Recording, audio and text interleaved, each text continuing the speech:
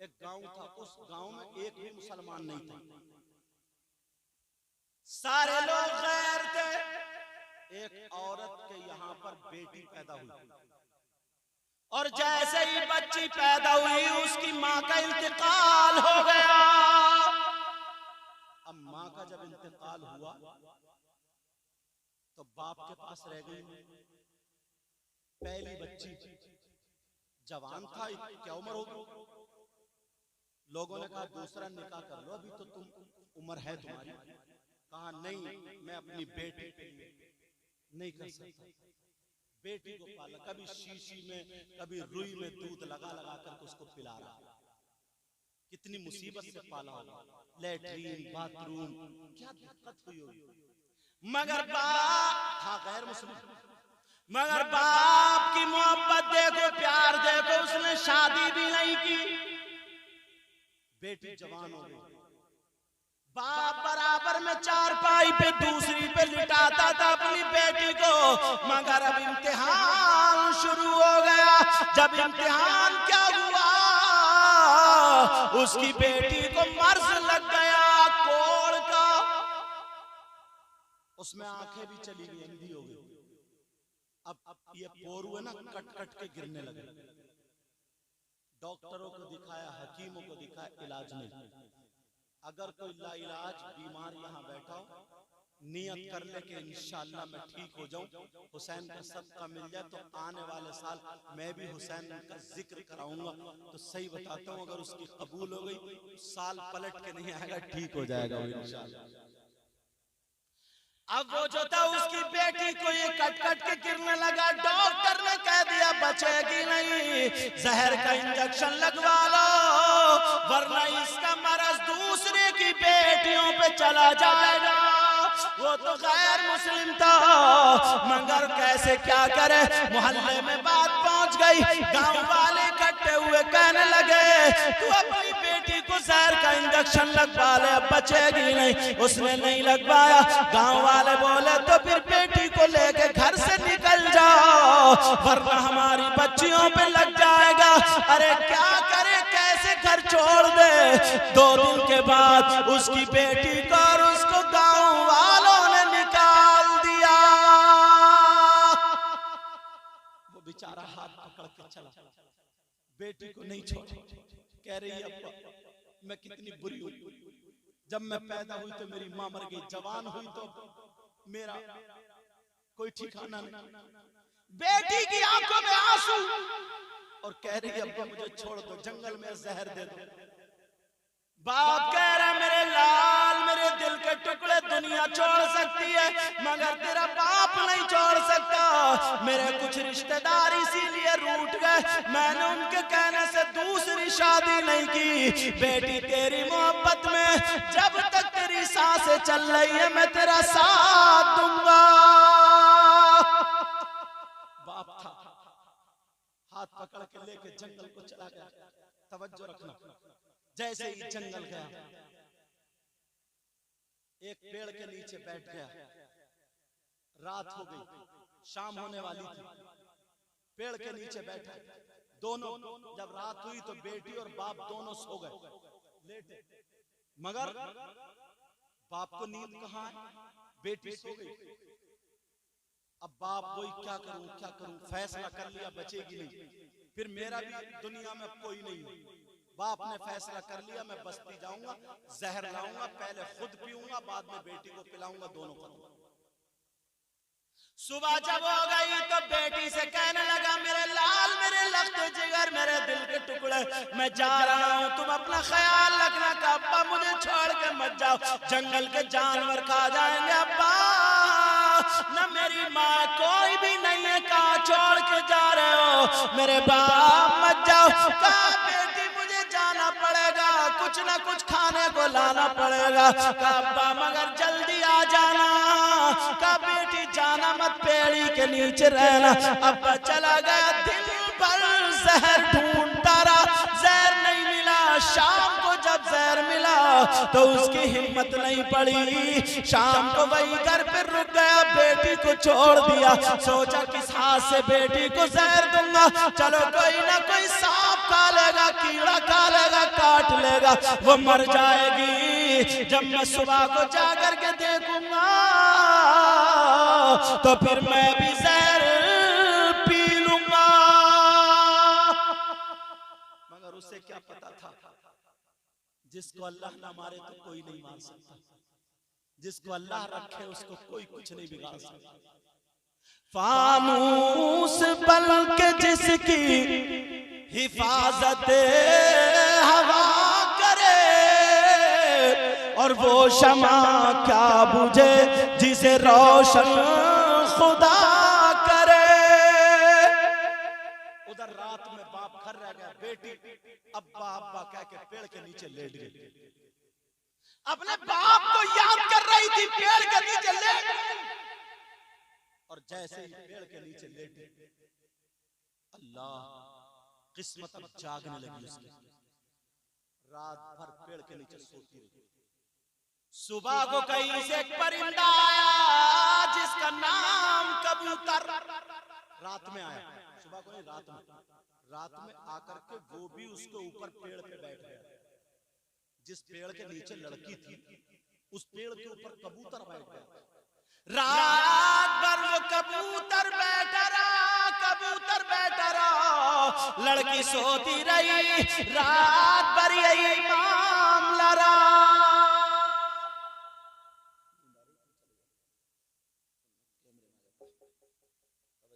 क्योंकि रात भर जागना रहता है, जलसों में जाना, दिन में मौका भी नहीं मिलता।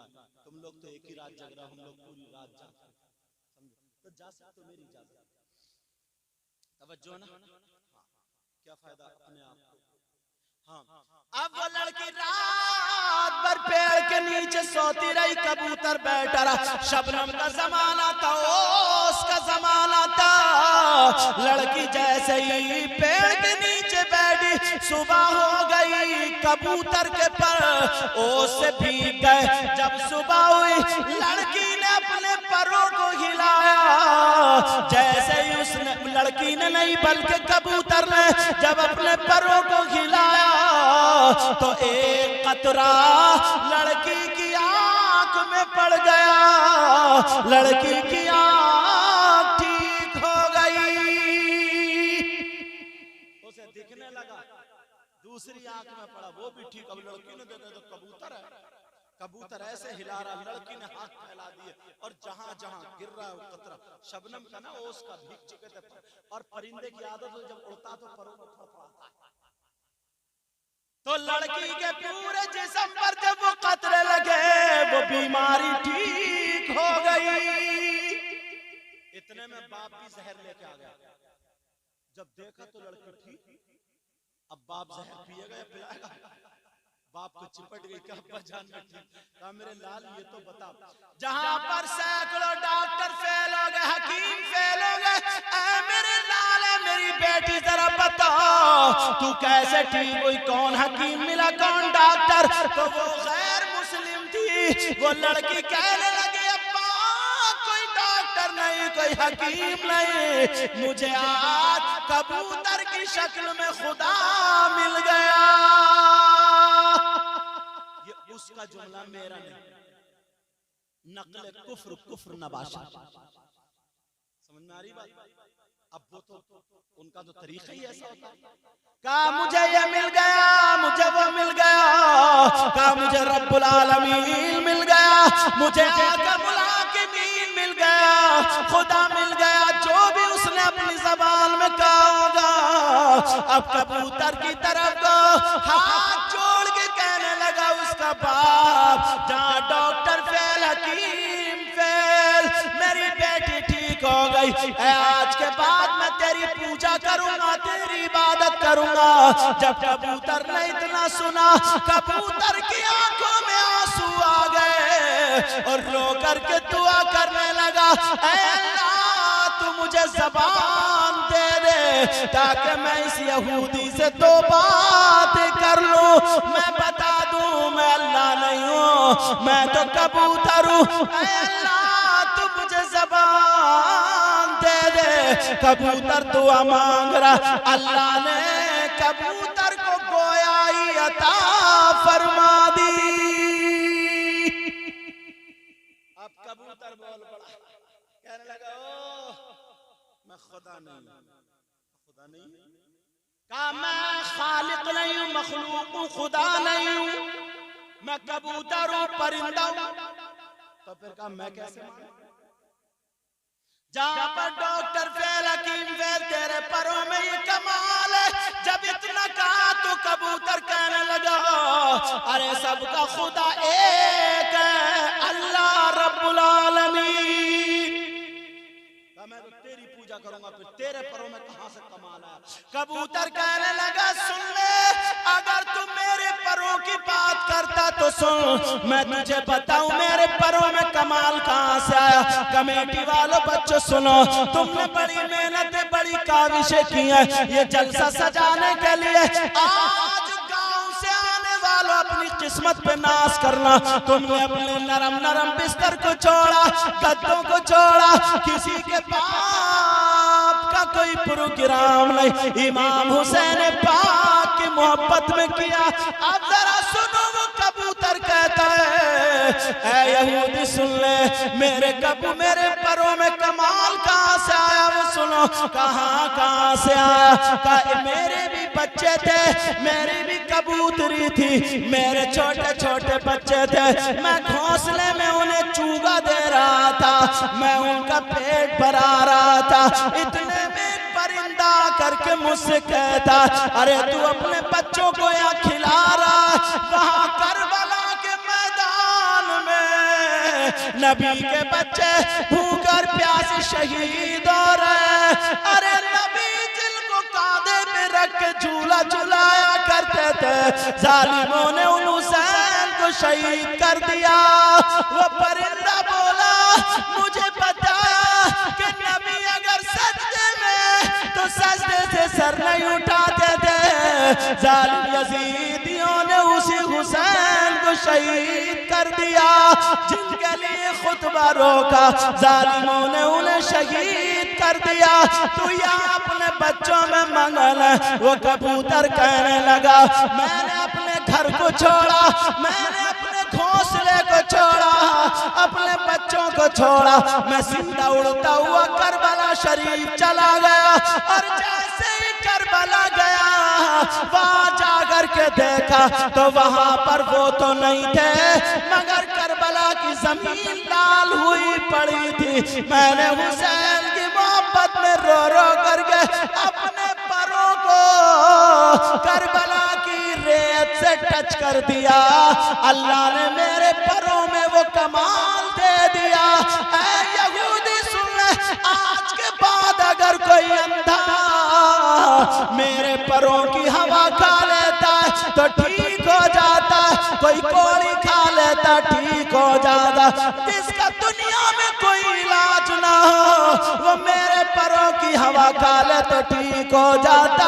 ये मेरे परों का कमाल नहीं, ये करबला वाले बादशाह की मोहब्बत का कमाल है।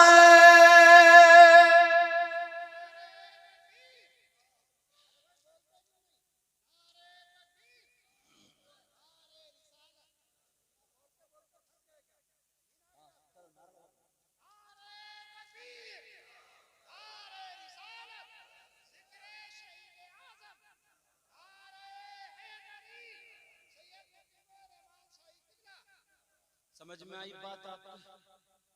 और यार हम कैसे इस्तेमाल कर रहे हैं? हमारे बच्चों को सही बताओ, भटका दिया या नहीं भटकाया? हमारे बच्चों को बहका दिया नहीं बहका दिया? कभी गौर किया इन बातों? ये तुमने कभी सोचा कि यार इमाम हुसैन पाक शहीद हुए, इतने मजमे में अगर मैं पूछ लूं बताओ नमाज जनाजा हुई कि नहीं, तो जिसने तकरीर सुनी तो वो तो बता देगा, वरना नहीं। तो ये भी पता नहीं है नमाज जनाजा हुई नहीं हुई, ये भी पता नहीं है अगर हुई तो कितनी तारीख हुई, किन लोगों ने पढ़ी, हुसैन पाक को कफन दिया गया या नहीं दिया गया, अगर दिया गया तो कितने कपड़े थे, किस कलर के थे, नहीं दिया गया तो क्यों नहीं दिया गया, कोई पता नहीं। बस खाली कूद लेगा, फांद लेगा, ढोल बजा लेगा, नाच लेगा, तेरी मेरी बहन बेटियों को तक लेगा, हलवे पराठे खा लेगा, सन्नाएगा और बस इसी का नाम रखता अपने आप को कि हुसैन का गुलाम। सीने पे हाथ रख के बताओ कि ये गुलाम हो सकता क्या? बोलो। तुम्हारे जहन में ये नहीं आता कि यार नबी के इतने बच्चे थे, मदरसे के बच्चों को बुलाओ, आज मैं अली असगर के नाम की कुरान खानी कराऊंगा? तुम्हारे जहन में ये नहीं आता आज अली अकबर के नाम का पतीला बनेगा? तुम्हारे जहन में ये नहीं आता आज इमाम हुसैन पाक के नाम का खिचड़ा होगा? तुम्हारे जहन में ये नहीं आता हजरत अब्बास के नाम का सबील लगेगा? तुम्हारे जहन में ये नहीं आता 11 छोटे छोटे कुंवारी बच्चियों को बुला करके सैयदा ज़ैनब सैयदा फातिमा के नाम की कुरान खानी करा दूं? तुम्हारे जहन में सिर्फ वो खुराफातें आती हैं, ढोल नाच कूद जिससे शैतान खुश होता है? बोलो। और अगर कोई बोल दे तो बस लड़ाई झगड़े, इसी फंस गया, सब मुफ्ती बने पड़े, आंकड़े लड़ा रहे, आंकड़े खुद मुफ्ती बन गया कि यार ये क्यों, ऐसा क्यों, वैसा। एक साहब तो ये कह रहे थे कि अजमेर में ढोल नहीं बज रहा है क्या? अजमेर में शराब भी पी जा रही है, पियोगे?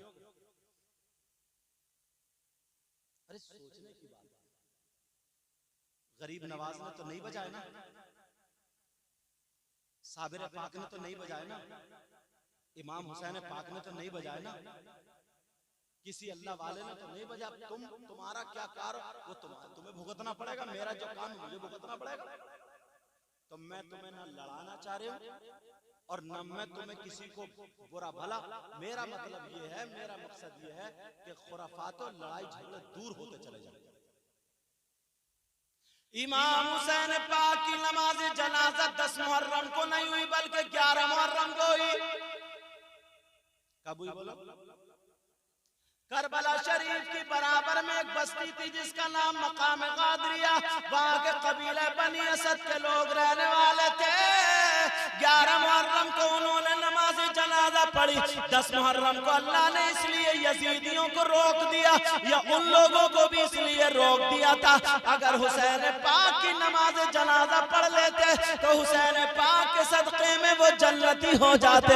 कोई ना कोई यजीदी जरूर नमाज पढ़ लेता, मगर अल्लाह को ये गवारा नहीं था कि एक भी यजीदी जन्नत में जाए।